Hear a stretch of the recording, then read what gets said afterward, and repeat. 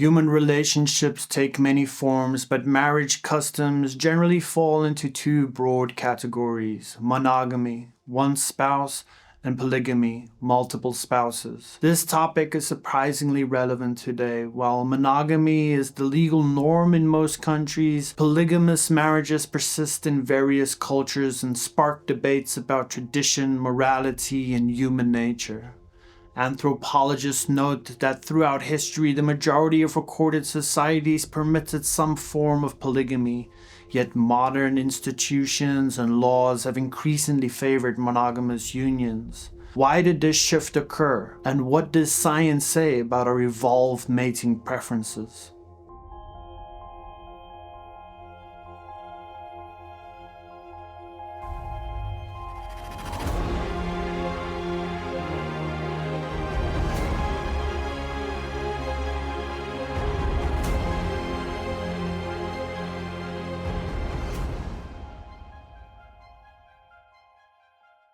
Marriage practices in the ancient world were diverse, and early perspectives on polygamy versus monogamy often reflected pragmatic social needs. Many early civilizations accepted polygamy, one man, multiple wives, especially for kings and elites. For example, the Hebrew Bible recounts patriarchs and kings with numerous wives. King Solomon famously had hundreds.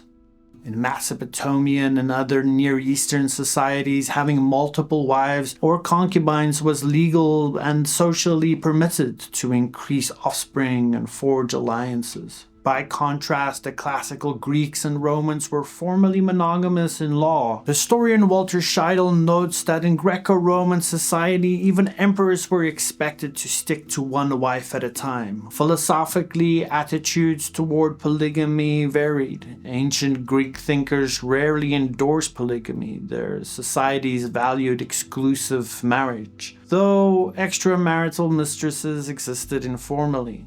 In contrast, some ancient philosophies in the East did accommodate plural marriage. For instance, Confucian tradition China accepted concubinage as part of family structure, viewing it as a means to ensure heirs and family continuity. Religious philosophy also weighed in. Early Christian theologians actively promoted monogamy as an ethical ideal. Church fathers like Tertullian in the 2nd and 3rd century AD argued that while marriage itself was ordained by God, it was meant to be one man and one woman, not one man with many wives. Tertullian explicitly condemned polygamy as contrary to the divine plan, even though Old Testament figures had practiced it.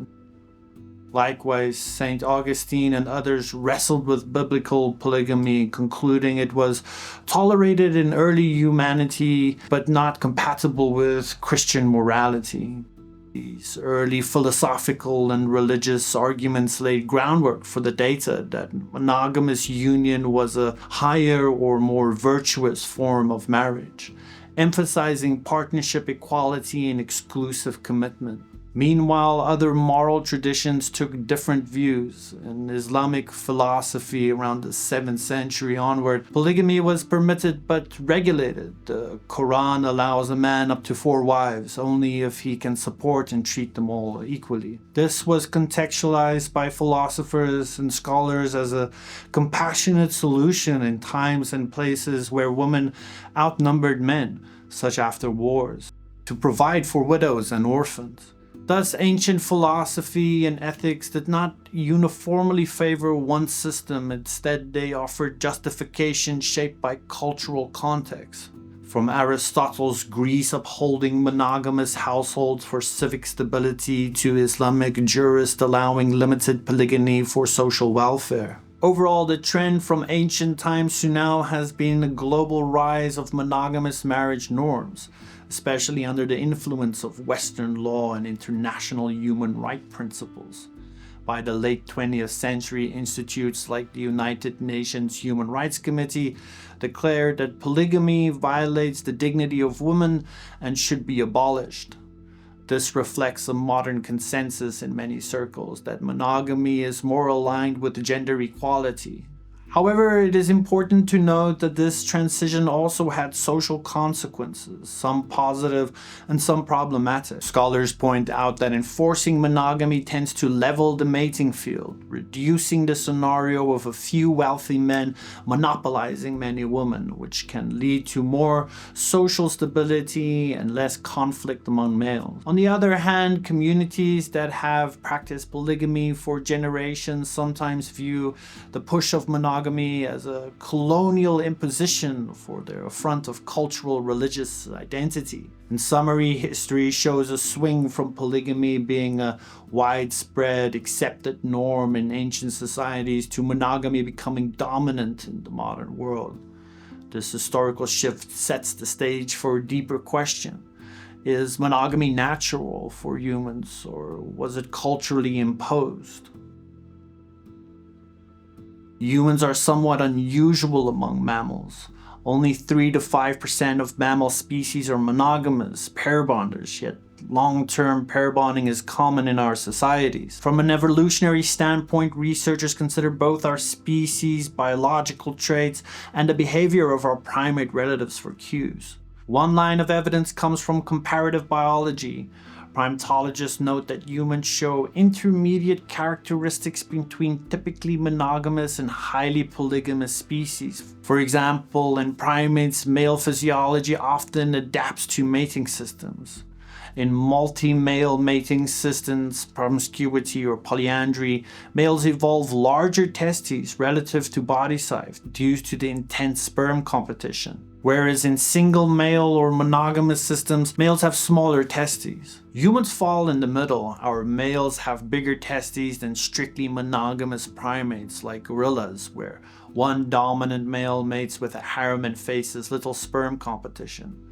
But smaller testes than highly promiscuous chimps and bonobos. In fact, the relative size of human testes is about what we'd expect for the species with moderate sperm competition, suggesting ancestral humans were not strictly monogamous, but also not as promiscuous as our ape cousins. Other traits such as body size dysmorphism tells a similar story.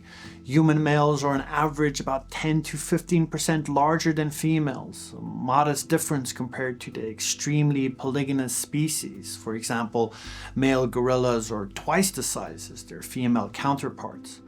Again, indicating an evolutionary history of mild polygamy or mixed mating strategies rather than extreme harem building. So does that mean polygamy is our natural state? It's not so simple. Evolutionary scientists distinguish between sexual mating systems and social parenting systems. There is considerable evidence that as humans evolved, especially in the past 1 to 2 million years, pair bonding between a man and a woman became a crucial strategy. One influential hypothesis by C. Owen Lovejoy in 1981 argues that early humans developed long-term monogamous bonds as an adaptation. Males would provide a particular female and her offspring with food in line of the context hunter-gatherers, increasing the survival of his children. This provisioning model posits that monogamy allowed males to invest in their offspring instead of just seeking multiple mates, which was advantageous giving human children's long dependence. Another major evolutionary theory addresses infanticide prevention. Comprehensive 2013 study by Kit Opie and colleagues compared 230 primate species and found strong support that monogamy and primates evolved to protect infants from being killed by rival males. In species where females have single mates, a male is present to guard the offspring, deterring outside males from committing infanticide to bring the female back into fertility. This study showed that in our primate lineage, monogamy and the resultant fatherly care likely emerged as a counter-strategy to infanticide. And only after monogamy was in place did high paternal investment evolve. In other words, our ancestors may have become monogamous first for protection and then allowed dads to help raise the kids, enabling our species to have slower developing but smarter offsprings. Big brains needs lots of care. Of course, humans are a mix of tendencies. Anthropologists often say humans are socially monogamous, but not necessarily sexually monogamous. This means we form pair bonds, marriages, and long-term relationships, but may not remain strictly faithful for life. The prehistoric norm might have been serial monogamy, one partner at a time, or a blend of monogamy with occasional polygamy in certain conditions. Indeed, genetic studies of human ancestry show that throughout history, relatively few men may have fathered a disproportionate number of children. It's estimated that Genghis Khan alone is an ancestor to millions alive today due to his many wives, concubines, and children. Such patterns hint at an episodic polygamy in our past. At the time, the existence of strong male-female bonding across cultures and psychological adaptations like jealousy, which we'll discuss later, indicate that exclusive pair bonding is also a deep part of human nature. In summary, the evolutionary verdict is that humans are not strictly polygamous or strictly monogamous by nature, but facultatively both. We have flexibility. In environments where resources are scarce and two parents are needed to raise offspring, monogamy is favored. In contexts where statist males can control vast resources, polygamy tends to emerge because those males can support multiple mates. This evolutionary flexibility helps explain why we see such diversity in marriage patterns across societies. Our biology allows us for multiple strategies, and cultural norms then shape which strategies dominate.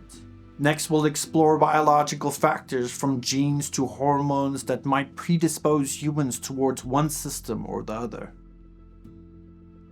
Remarkably, scientists have identified specific genes and brain chemicals that affect pair bonding behavior. A famous case comes from research on prairie voles. These creatures choose a mate for the rest of their life. The small rodents are extremely monogamous, versus their close cousins, the meadow voles, which are promiscuous. The key difference boils down largely to a hormone receptor in the brain. Prairie voles have a high density of vasopressin receptor in brain reward regions where the meadow voles have very few.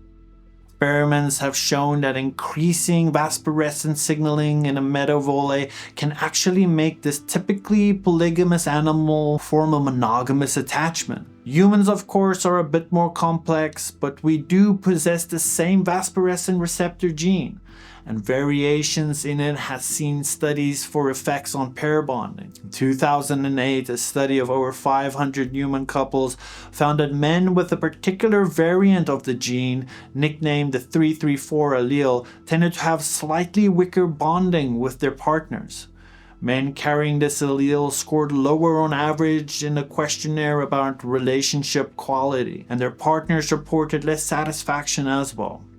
Additionally, men with two copies of this allele were somewhat less likely to be married and more likely to have experienced marital problems. To be clear, the differences were modest. This gene isn't deterministic of being monogamous or not, but it provides evidence that genetics can nudge the probability of forming strong pair bonds in humans. The scientists caution that these effects are tentative, yet the finding aligns with the animal research that vasopressin plays a role in male attachment and partner fidelity.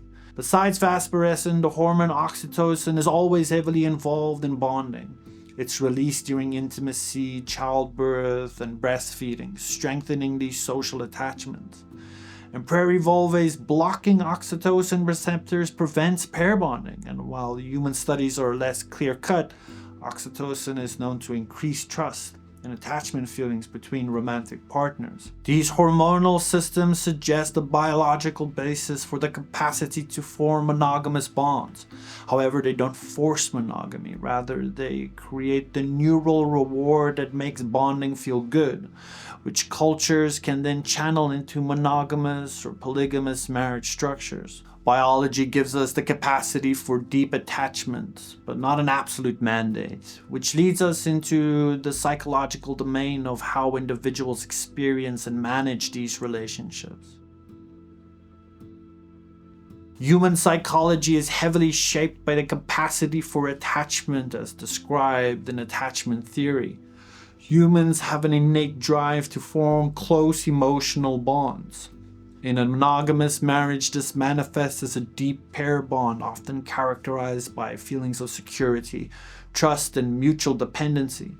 Psychology suggests that such bonds fulfill fundamental emotional needs for most people, providing social support that is linked to better mental health. In polygamous marriages, attachment can become more complex.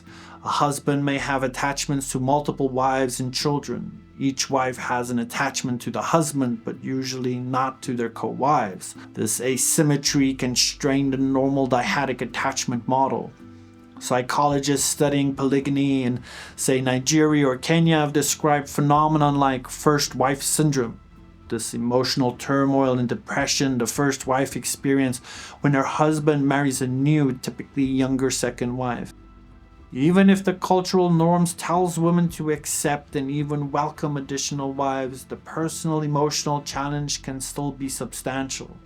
Evolutionary psychology offers insight into jealousy as well. Classic studies by David Buss and others found that men and women, when forced to choose, tend to be distressed by different types of infidelity. Men by sexual infidelity and women more by emotional infidelity.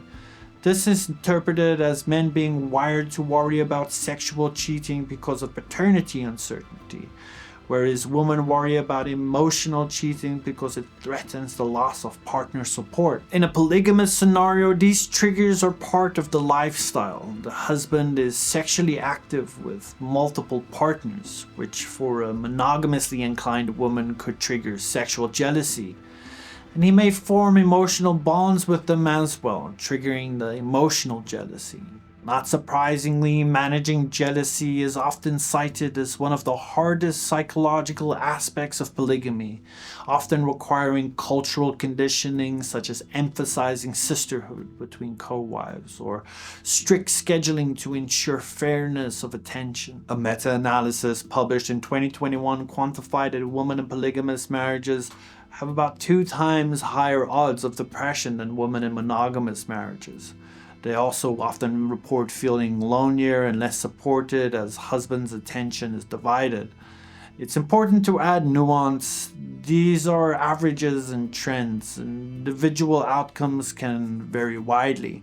Not every polygamous family is unhappy. Some women report positive experiences, especially if the arrangement was entered consensually or if it alleviates workloads by sharing household duties with co-wives. Monogamous marriages are not automatically blissful. They can be fraught with conflict and infidelity and other issues. But the psychological burden of maintaining harmonious polygamous marriages seems to be generally higher. Hence, many Muslim societies, for example, stress that polygyny is allowed but not recommended unless certain conditions are met, due to the potential for injustice or emotional harm. On the question of what people around the world desire, surveys and experiments show that both men and women generally exhibit a preference for long-term partnership, but also some interest in multiple partners. Men on average report wanting a greater number of sexual partners over their lifetime than women do. Women on average are choosier about mates and often prefer a stable long-term relationship. This aligns with monogamy.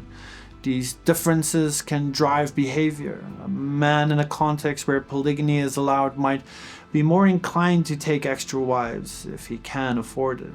A woman in the same context might only accept a polygamous marriage if the benefit, like financial security or social status, outweigh the costs, or if there are simply not enough monogamous options.